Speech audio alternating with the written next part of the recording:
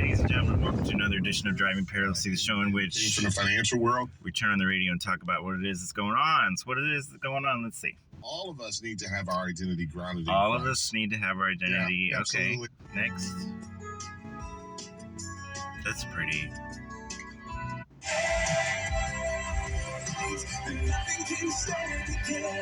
Made in Cookware. Made in Cookware is crafted by chefs for use in restaurants and home. Okay, that's what I'll talk about. So, when I was young, people younger than me don't remember having only 3 or 4 television channels.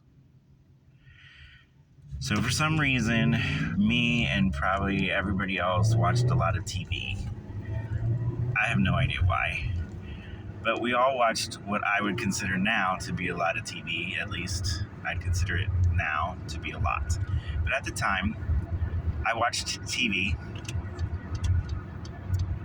and there were 3 or 4 channels. Well, one of the channels, which only came in sometimes, depending on the reception, which I guess has to do with the weather. I don't know what reception has to do with, but sometimes the channel came in from Miami, and it was public television. So we had ABC, NBC, and CBS, which were our profit-making businesses, presumably television station companies, television networks, trying to make the most money they can by putting the most widely appealing, best shows on at the right times to get the biggest audiences. They're presumably trying to make the most money possible and running a television network, those 3. And then you got public television. What is it doing? I don't know what it's doing. Some of the shows were teaching kids how to read and how to get ready to learn how to read, like Sesame Street, and how to be a well-behaved person for children, like Mr. Rogers' Neighborhood. But some of it was the arts, like opera, stuff that wasn't quite mainstream enough to be on ABC, NBC, and CBS, symphonies, and some of it was nature programs. So there were nature programs and there were art programs on the mainstream TV stations, but public TV kind of filled a void for things that might not get as much commercial value but were still considered valuable, like nature documentaries and science documentaries and artistic things and educational things, and I guess other things that I don't remember. But it's a hybrid, right? It's trying to get viewers. They don't want to put something on their station that nobody watches, but they also aren't necessarily interested in profit, or maybe don't even make a profit. So those shows, and cooking shows were on public TV.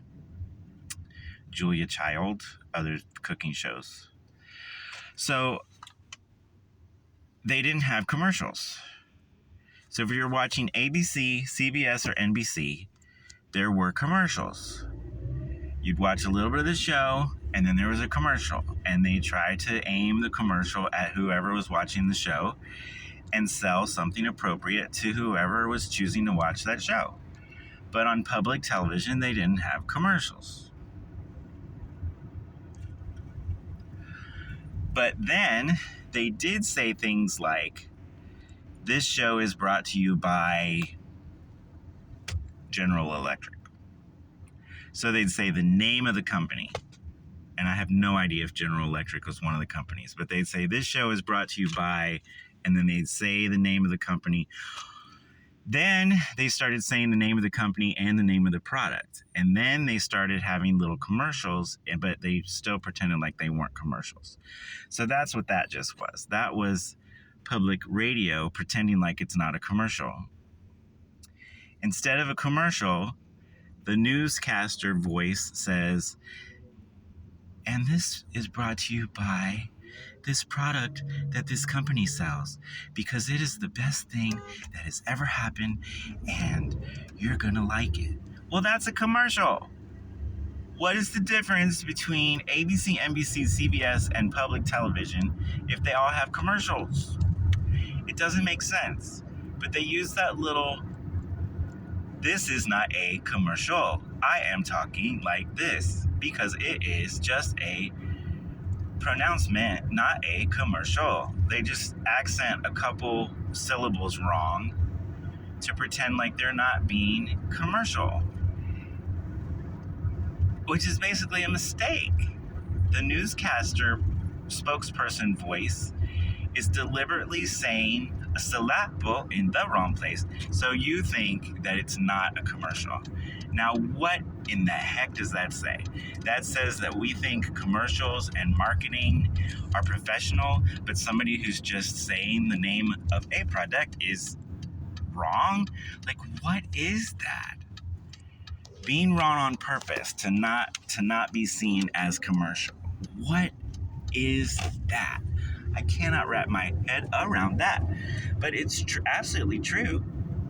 You know when somebody talks like that, it's because they're telling you this show is brought to you by da da da da da da da. It doesn't happen any other place that I can think of anyway. I can't think of any other place where somebody deliberately stresses the wrong syllable in any circumstance. Sure, people misspeak or have their own pronunciation of some word. Like people say NASA instead of Nassau, Bahamas. Or they say NASA instead of NASA, the Space Administration. But that's not on purpose.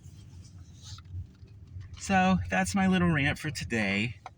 I don't know if you remember when there were only 3 TV stations, but when there are only 3 things to watch, some things were a little more apparent than now when you've got content after content after content after content that you can notice. So that's just something people my age may remember, people younger probably not, and we'll catch you on the next one.